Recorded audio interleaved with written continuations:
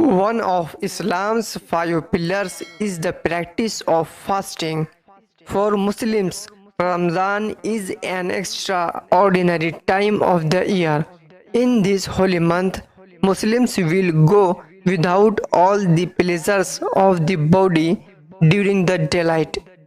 Fast begins when the first light of dawn touches the horizon and ends with sunset. In this holy month, peoples are busy in prayers.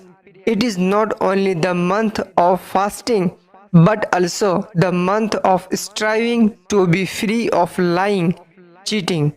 It is the month of self-control for all evil deeds. It is time to do good deeds. It is time to do charity. In this month, reward is 70 times. One good deed gives 70 rewards. In the last 10 days of Ramadan, Laylatul Qadr occurs.